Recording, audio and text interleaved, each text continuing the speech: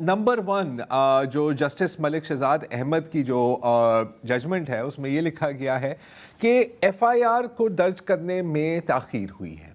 ٹھیک ہے کہ 7 ماہ بعد پہلے 7 ماہ تک یہ خاتون خاموش رہیں اور پھر اس کے بعد اس نے یہ ایف آئی آر درج کی جس کے بعد یہ کنوکشن ہوئی. نمبر ون وہ یہ ایک ریزن دیتے ہیں.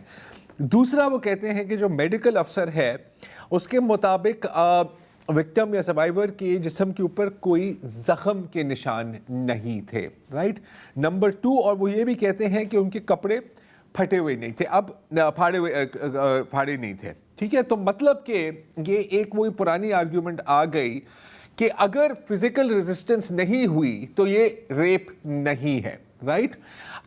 جسٹس صلاح الدین پنور کی ڈسینٹنگ نوٹ کی روشنی میں اگر ہم اسے دیکھیں تو یہ کس حد تک یہ ایک ریگریسو سوچ ہے آپ کی نظر میں؟ لیکن یہ ایک بالکل جینڈر بلائنڈ ججمنٹ ہے. ہمارے پاس کافی جورسپروڈنس موجود ہے جس میں delay of registering F I R کو کلچرل کانٹیکس میں سمجھنے کی کوشش کی گئی ہے کہ ہمارے ملک میں جہاں پہ سیکشل وائلنس کو اسٹگمیٹائز کیا جاتا ہے اور اکثر سروائیور کو قصوروار ٹھہرایا جاتا ہے تو ڈیلے ہوتی ہے.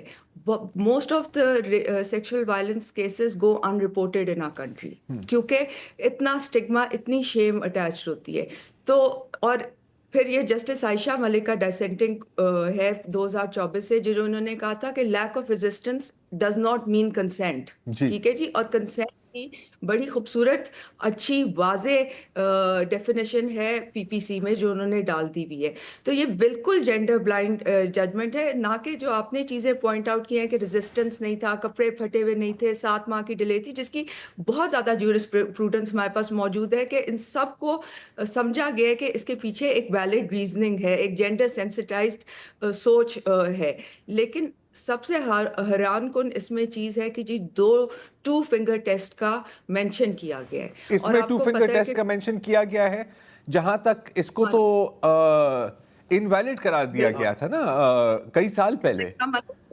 لاہور ہائی کورٹ کی ججمنٹ میں انہوں نے اس کو انویلڈ کیا تھا. پھر جو اینٹی ریپ لیجسلیشن 2021 کی آئی ہے وہ بہت پروگریسو ہے, اس نے بھی 2 فنگر ٹیسٹ کو بین کر دیا ہوا ہے. پھر قانون شہادت میں عورتوں وہ بھی شکیں نکال دی گئی ہیں کہ عورتوں کا کیریکٹر یا ان کا پاسٹ جو ہوگا پاسٹ ہسٹری جو ہے وہ نہیں لائی جائے گی کورٹ روم میں. اس کا ٹرائل سے کوئی تعلق نہیں ہے کہ عورت کی کیا سیکشل ہسٹری ہے یا پیچھے کیا تھا. یہ اتنا ایسی ڈس اپوائنٹنگ ججمنٹ ہے کہ اس میں جو چیزیں جو ہم نے پروگریشن دکھائی ہے لاز میں, لیجسلیشن میں, یا تو ان کو پتہ ہی نہیں ہے کہ ہوئی ہے یا بالکل اس کو رد کر کے جینڈر بلائنڈ ججمنٹ دے دی ہے. 2 فنگر ٹیسٹ بینڈ ہے قانونی طور پہ بھی اور جوڈیشل پریسیڈنٹ بھی ہے اس کا, جسٹس عائشہ ملک کی ہے.